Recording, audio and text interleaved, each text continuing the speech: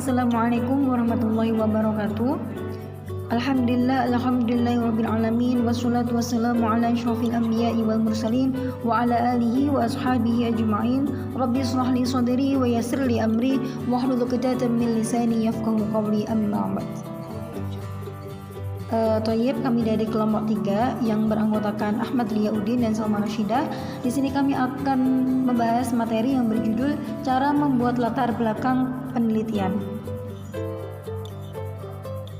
Ada 4 poin yang akan kita bahas. Yang pertama adalah pengertian, yang kedua landasan yang mendasari latar belakang, yang ketiga cara membuat latar belakang, dan yang terakhir tujuan.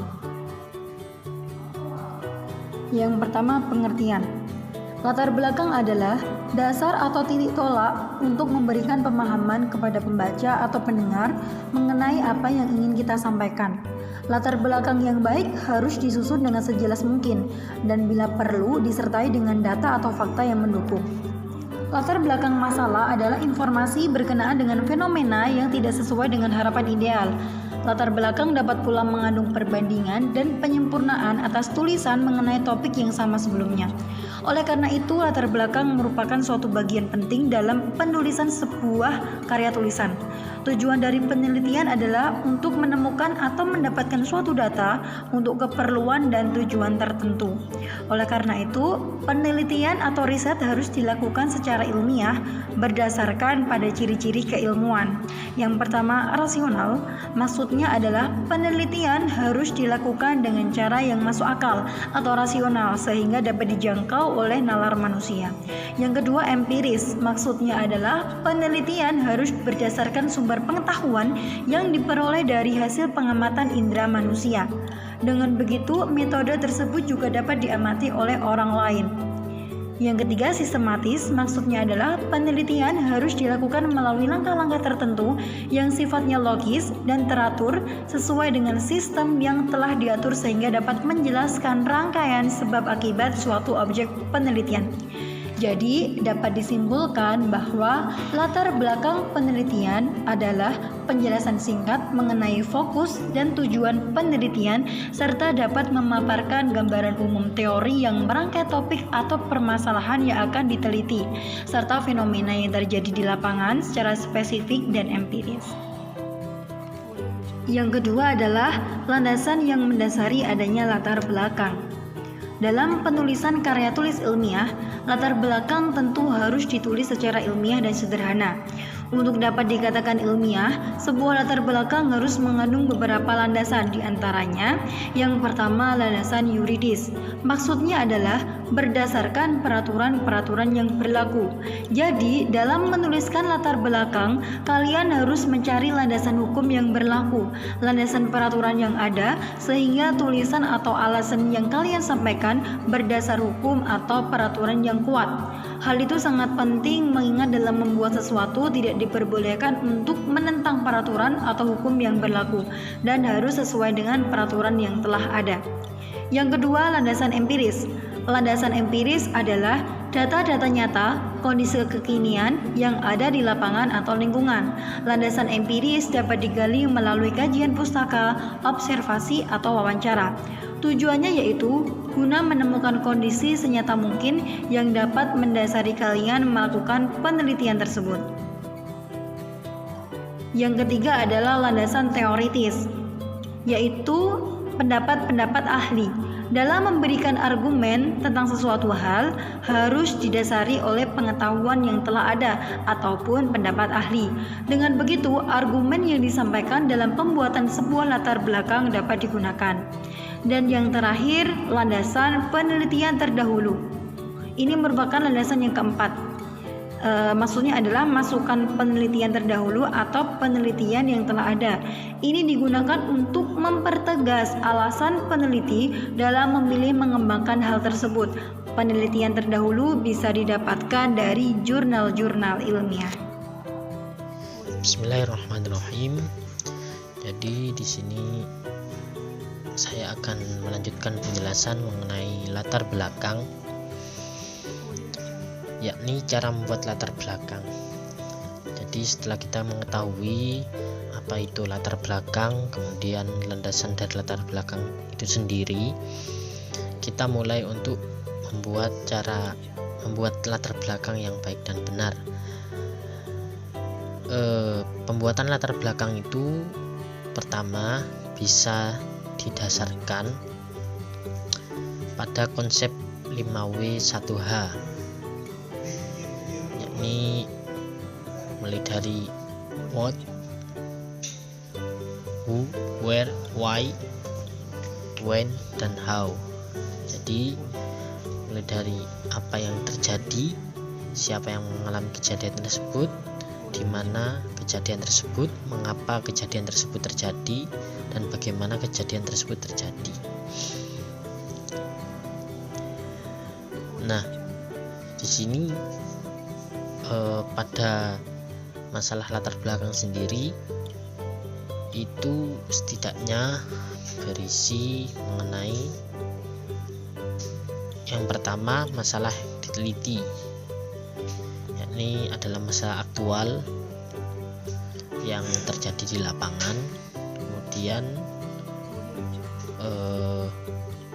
masalah yang diteliti itu merupakan setidaknya masalah yang perlu dipecahkan. Kemudian yang ketiga, di dalam latar belakang itu juga harus membahas mengenai identifikasi masalah disertai data-data pendukung. Kemudian yang keempat itu juga menganalisis masalah, jadi mulai dari penyebab masalahnya apa dan lain-lain sebagainya. Kemudian selain menganalisis dan mengidentifikasi, juga mencantumkan alternatif tindakan untuk problem solving, untuk pemecahan masalah. Dan yang terakhir yaitu ketika penelitian tersebut dilakukan oleh beberapa orang, juga harus digambarkan secara jelas mengenai kolaborasi di antara para peneliti. Nah, dalam penulisan latar belakang itu setidaknya ada dua cara yang dapat diterapkan, yakni menguraikan adanya kesenjangan antara kondisi objektif dengan kondisi normatif. Nah, dalam penggunaan model yang pertama ini, kondisi objektif dapat digambarkan melalui data sekunder yang ada, sedangkan kondisi normatif dapat berupa teori, nilai, atau norma yang umumnya berlaku pada masalah atau pada lapangan. Kemudian yang kedua itu bisa dengan cara menggambarkan perkembangan teori atau suatu kondisi objektif tanpa membandingkan dengan kondisi normatif. Nah, untuk yang model kedua ini, terbelakang itu diperlukan hanya menggambarkan karakteristik gejala yang terjadi di lapangan secara lebih terperinci.